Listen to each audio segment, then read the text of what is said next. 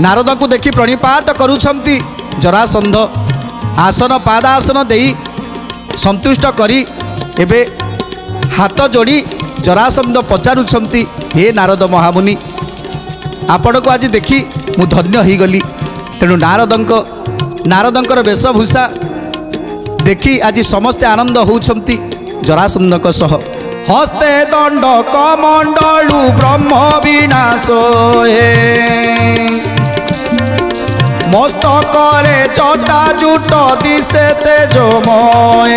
मस्तकरे जटा जुट दिशे तेजमय मस्तकरे जटा जुट दिशे तेजमय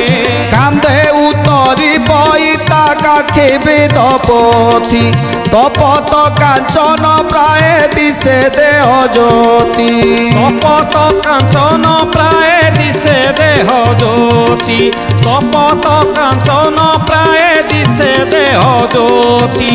अंगरे द्वादश चिता कर्णरे कुंडल कंठ तटे लंबी अछि रुद्राक्षर माळ कंठ तटे लंबी अछि रुद्राक्षर माळ कंठ तटे लंबी अछि रुद्राक्षर माळ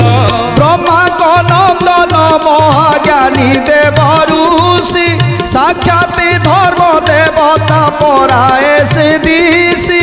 मन दंड आरोहण करी जग मार्गे अद्भुत मिलिला आसी जरासंध आगे अद्भुत मिलिला आसी जरासंध आगे अद्भुत मिलिला आसी जरासंध आगे। तेणु जेतेबेले अद्भुत वेश धरी नारद महर्षि पहुँची जाइछंती जरासंधक निकटरे जरासंध देखी आश्चर्य हो जाइछंती तथापि पाद प्रक्षालन करी आसन देई पाद को पोछि देई नाना प्रकार गंध पुष्प को आज अर्पण करुछंती नारदंक चरण रे। तेणु नारदंक चरण रे प्रणाम करी पचारुछंती आज मगधाधिपति जरासंध हे नारद महामुनि ये असमय रे ये मगध देश रे जरासंधपुर रे प्रवेश किछि बुझी पारिलिनी हे नारद महर्षि आसीबार कारण कहंतु। नारद बोइले राजा कई मुतते अमलान क्षत्रियटु सूर्यकूल गोत्रे अमालन क्षत्रियटु सूर्यकूल गोत्रे अमालना क्षत्रियटु सूर्यकूल गोत्रे त्रिभुवन जिता तुई एक महाबली सम्भ्रमे घाट चलाऊ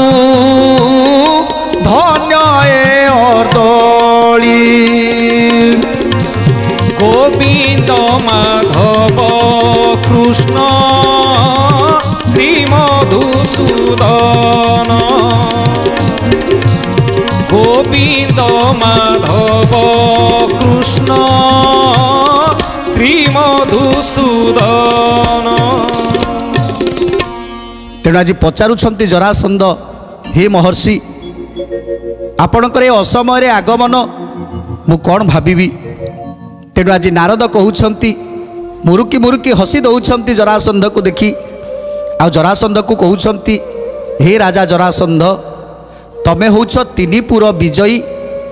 तुमे होउछ त्रिपुर को जय करिवार शक्ति तुम पाखरे अछि असाधारण बल लक्षे राजा को निज अधीन रे करिछ से लक्षे राजांकर केते केते सैन्य केते केते हस्ती केते केते घोड़ा केते केते रथ केते केते रथी केते केते पदाति बल ये समस्त को जी निज आयत्तरे रखि पारिछंती। तेणु तांको भली श्रेष्ठ राजा को कौन दर्शन करि परिबिनी सेइतिपाई मर्त्यपुर को आसीछि एभली राजा को टिके दर्शन करिबा पाई एमिति एक शक्तिशाली वीर योद्धा को दर्शन करिबा पाई आज ए मगध को आसीछि ଜରାସନ୍ଧକୁ ଦର୍ଶନ କରିବା ପାଇଁ। ତେଣୁ ଏସବୁ କଥାକୁ ଶୁଣି ଜରାସନ୍ଧଙ୍କର ମନ ଅନେକ ଆନନ୍ଦ ହୋଇଗଲା ନାରଦଙ୍କର ସୁନ୍ଦର କଥାକୁ ଶୁଣି। ତେଣୁ ନାରଦଙ୍କୁ କହୁଛନ୍ତି, ହେ ମୁନିଶ୍ରେଷ୍ଠ,